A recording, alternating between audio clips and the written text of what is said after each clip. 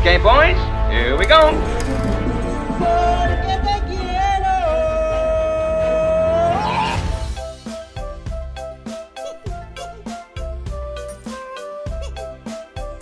Halo sobat ambiarku, balik lagi di Celengan Film. Semoga kalian dalam keadaan baik-baik saja. Oke, di kesempatan kali ini aku mau menceritakan alur film yang berjudul Mr. Pratt versus Miss Prejudice. Kepo kan sama alur ceritanya? Cus, mari simak videonya. Di suatu mall nampak seorang pria bernama Suho sedang menyiapkan suatu event romantis untuk menembak wanita yang dicintainya. Para pegawai mall sibuk membantunya memakai pakaian ala pangeran pakai sayap malaikat dan gambar otot perut palsu yang dilem di dadanya. Sementara cewek yang ditaksir Suho bernama Momo. Saat ia ditelepon oleh Momo, ternyata ia sudah selesai berbelanja dan ia sedang mencari Suho yang tak kunjung datang dari toilet. Adegan pun berganti ketika ada seorang cewek yang hendak masuk ke dalam sebuah lift. Saat lift itu terbuka, ia pun kaget karena di dalam lift tersebut terdapat cewek yang memakai baju yang sama dengan yang ia kenakan. Padahal harga baju yang ia beli termasuk baju yang sangat mahal. Wanita itu bernama Tang Nanan. Ia berpikir kalau baju yang dipakai Momo pastilah palsu. Sementara itu, Suho bersiap untuk melakukan aksinya. Sementara itu di dalam lift, Nanan sedang berfoto lebay menggunakan baju yang baru saja ia beli. Tiba-tiba saja baju yang ia punya sobek dan ia pun langsung panik. Saat dari lift, Nanan keluar sambil menutupi kepalanya dengan tas. Karena yakin tak ada orang, Nanan berjalan lebih cepat, tapi malah kesandung sesuatu. Tiba-tiba saja lampu-lampu di sekitar karpet itu menyala dan memperlihatkan sebuah area romantis yang dihiasi bunga-bunga dan love yang sangat besar di atas sebuah kereta berkuda putih. Nanan terpesona melihat semua itu. Di lantai atas, manajer menginstruksikan agar Suho menambahkan panah asmara menuju Momo. Tapi panah tersebut malah meleset hingga mengenai sebuah balon yang penuh dengan kelopak bunga mawar. Karena Nanan alergi terhadap bunga, ia pun bersin-bersin sambil menundukkan kepalanya. Mereka belum sadar kalau sasaran mereka adalah Nanan. Suho pun terjun sambil ditarik oleh karyawan mall. Tapi karena karyawan mall terpeleset dan secara tidak sengaja menarik rok Nanan dan membuat roknya pun sobek. Karena marah, Nanan pun menarik dada palsu milik Suho. Dan ia pun juga terdorong ke belakang sehingga pantatnya pun tertancap sebuah anak panah.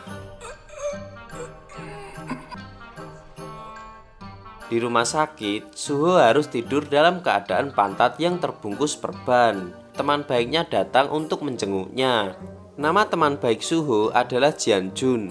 Ternyata maksud tujuan datang ke rumah sakit adalah untuk menagih uang 300.000 yuan yang digunakan Suho untuk menyatakan cintanya pada Momo. Suho pun mengatakan padanya akan melunasi utang tersebut dengan membayar cicilan 30.000 per bulan sehingga ibunya tidak menyadari apa yang sedang dibelanjakan Suho. Saat mereka sedang ngobrol, tiba-tiba ibu Suho menelpon Jian Jun karena anaknya tidak pernah menerima panggilan darinya. Dan mereka pun ngobrol berdua sambil meninggalkan ruangan tempat Suho dirawat. Tiba-tiba saja Nanan datang dan melihat Suho sedang menggesek-gesekkan setangkai bunga di bagian pantatnya. Hingga akhirnya ia pun mengagetkan Suho dengan wajahnya yang bengkak akibat alergi bunga yang disebabkan oleh Suho di mall tempo hari yang lalu. Ternyata maksud tujuan Nanan menemui Suho adalah pertanggungjawaban atas semua perbuatannya karena telah membuat wajahnya menjadi bengkak dan merusak bajunya seharga 5.500 yuan. Suho menolak ganti rugi dan mengancam Nanan akan memanggilkannya satpam. Sementara itu Nanan malah mengejek Suho karena menggunakan popok dan menamainya dengan sebutan anak mama.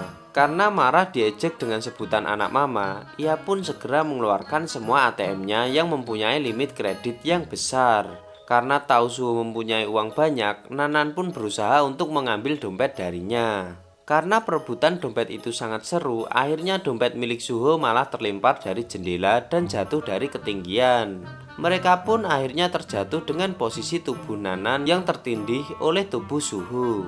Saat posisi seperti itu, datanglah Momo yang merupakan cewek yang akan ditembak Suho saat berada di dalam mall. Nanan pun masih berusaha menagih tagihan kepada Suho. Saat masih berdebat dengannya, tiba-tiba saja Momo menawarkan untuk mengganti kerugian yang diterima Nanan. Karena sinyal HP milik Nanan busuk, ia berusaha mendekatkan HP-nya di dekat jendela agar mendapat sinyal yang cukup. Sementara itu, Suho masih saja berbicara dengan Momo. Ternyata Momo datang dengan tujuan menolak cinta Suho. Saat Momo mengatakan hal tersebut, tiba-tiba Nanan berteriak dan membuat suasana menjadi panas di antara mereka bertiga. Karena sudah mendapatkan uang yang ia minta, Nanan pun pamit sambil mengambil jaket yang ia kenakan di antara Suho dan Momo. Suasana menjadi lebih buruk untuk Suho, karena semua kartu kreditnya jatuh ke dalam tumpukan sampah dan hilang. Ia pun harus meninggalkan rumah sakit dan dirinya pun dalam waktu cepat berubah yang awalnya sultan menjadi seorang gembel. Bahkan ia pun terus mendapatkan kesialan. Sementara itu, Nanan ternyata bekerja sebagai penulis sebuah novel harian. Ia ditelepon oleh salah satu rekannya karena dia melewatkan salah satu proyek bernilai 20.000 yuan karena sakit yang ia derita. Sementara itu terlihat Suho yang seperti pengamen mendapatkan uang 5 sen dari seorang yang lewat di depannya.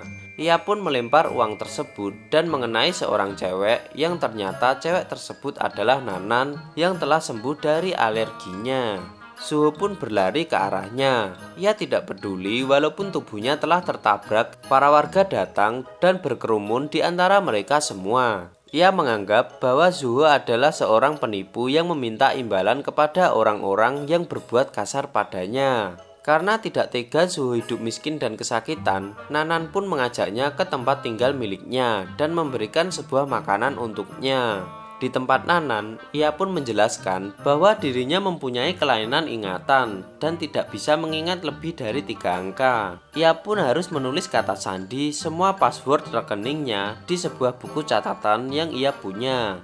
Nanan pun tak percaya dengan apa yang telah dibicarakan oleh Suho.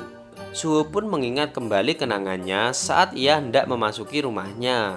Ternyata ia juga tidak mengingat kata sandi pintu rumahnya. Nanan membersihkan tubuh Suho pakai kemoceng sambil bertanya apakah Suho tidak mempunyai teman. Suho berkata kalau dia punya Jianjun, tapi Jianjun sekarang lagi di Brazil dan dia tak bisa menghubunginya sama sekali. Ia pun berniat untuk tinggal di tempat Nanan, tapi Nanan malah menyeretnya keluar dengan paksa. Jadilah mereka saling kejar-kejaran keliling rumah sampai Nanan pun capek sendiri dan akhirnya ia memutuskan untuk menyerah dan mengizinkan Suho untuk tinggal di rumahnya semalam saja. Hari-hari pun berlangsung. Karena lamanya ia tinggal di kediaman Nanan, Suho pun terpaksa harus ikut kemanapun ia berada, termasuk saat dia belanja sayur di sebuah toko. Di sana ia juga mendapatkan kesialan karena mengatakan sayur tersebut seperti sebuah sampah. Bahkan ia sampai melihat barang yang disukai oleh Nanan, yaitu berupa gaun berwarna merah di sebuah toko baju seharga 2.000 yuan. Karena sepertinya harga baju tersebut dikategorikan mahal, Suho baru sadar jika Nanan ragu membeli baju seharga 2.000 yuan. Nanan mencoba berkelit dan membuat Suho makin curiga.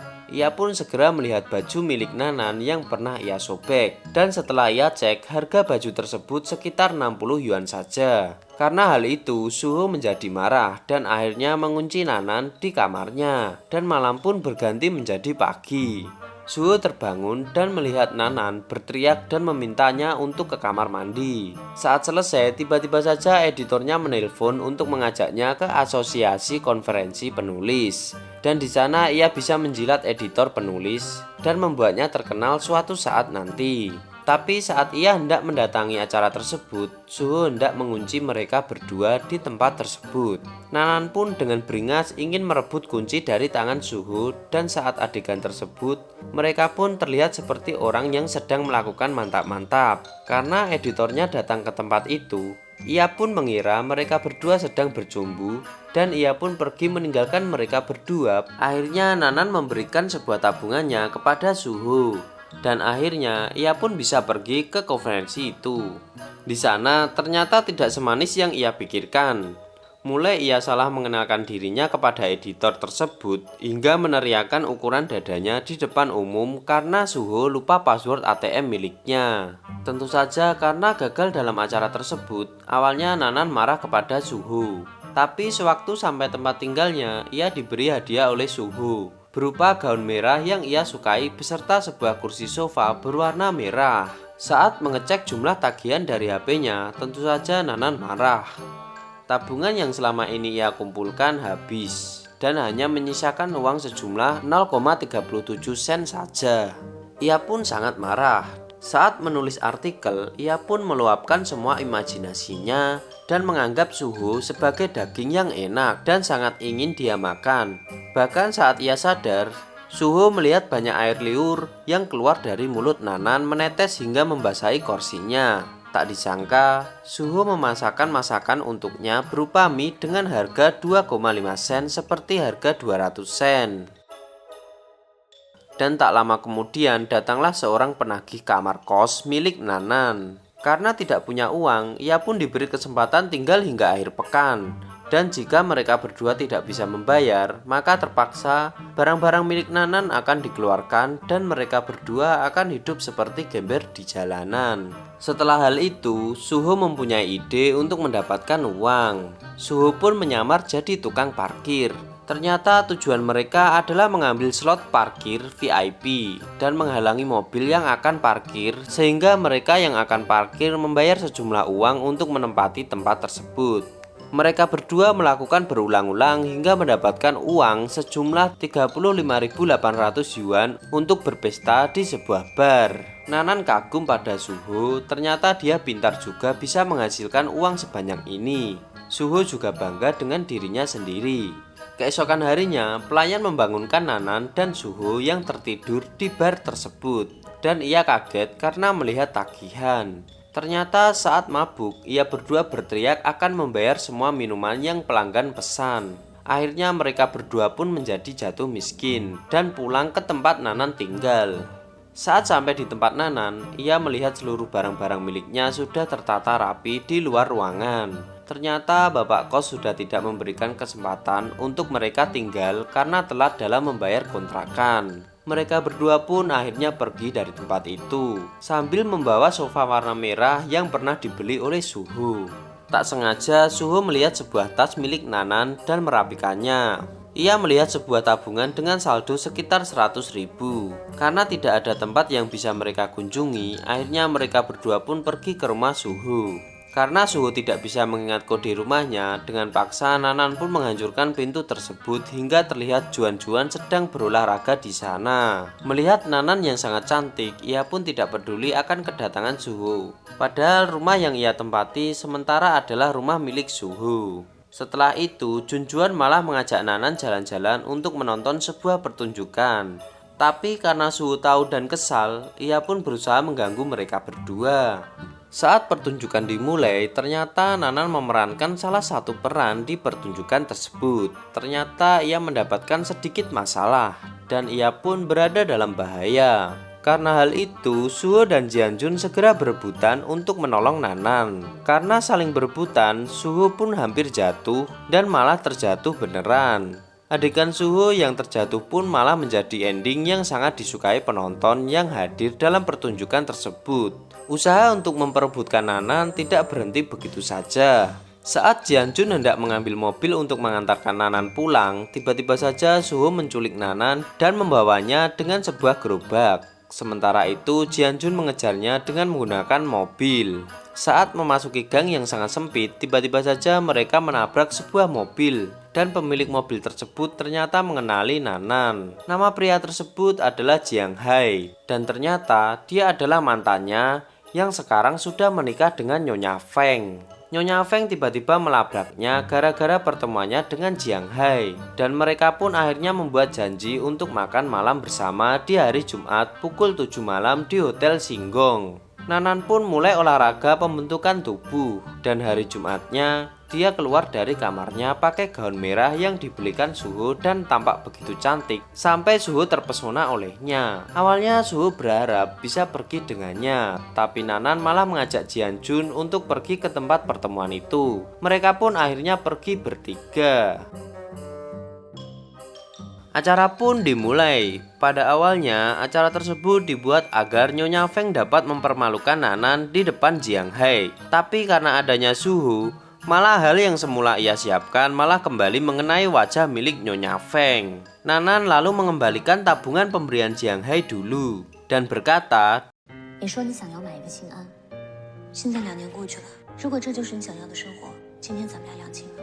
Nanan dan kedua pria pun pergi. Nanan bahagia banget. Akhirnya dia bisa membalikan keadaan. Kedua pria pun ikut senang. Jianjun menyuruh mereka menunggunya sebentar. Dia mau ambil mobil, lalu mereka bisa pergi bersenang-senang.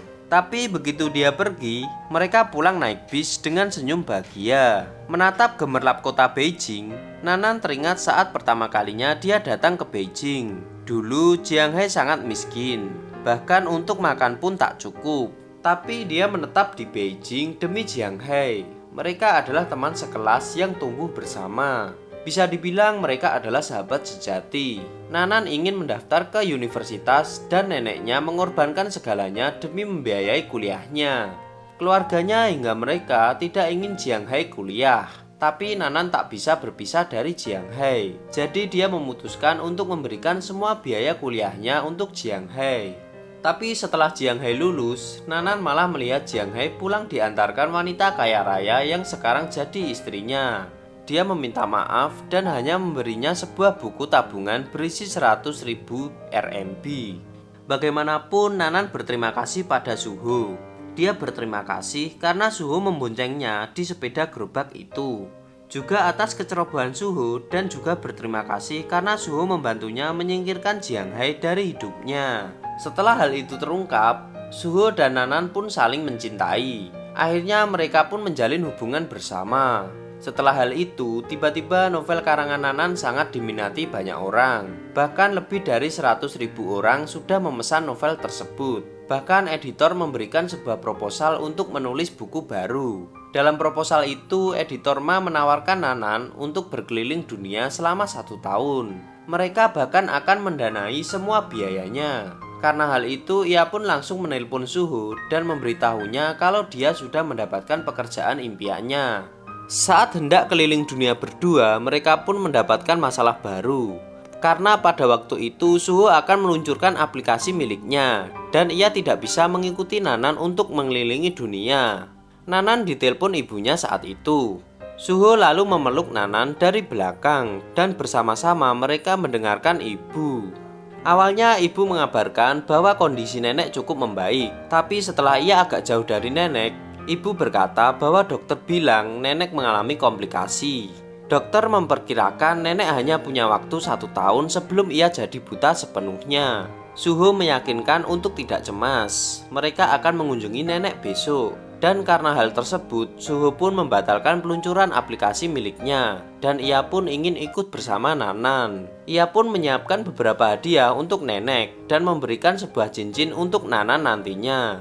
Setelah itu, ia berusaha menghubungi Nanan, tapi nomor milik Nanan tidak bisa dihubungi lagi. Melihat hal itu, ia berusaha untuk menemui Nanan dan saat ia berada di tempat tinggalnya, ia hanya menemukan sebuah surat yang ditulis oleh Nanan sebelumnya. Surat itu berisi permintaan maaf dari Nanan karena telah meninggalkannya. Ia tidak ingin Suho kehilangan masa depannya karena dirinya. Dan ia pun harus pergi tanpa pamit agar ia tidak mengikutinya dan bisa meluncurkan aplikasi yang telah sebelumnya ia buat. 1 tahun pun berlalu, Suho pun menjadi seorang pria yang sangat sukses.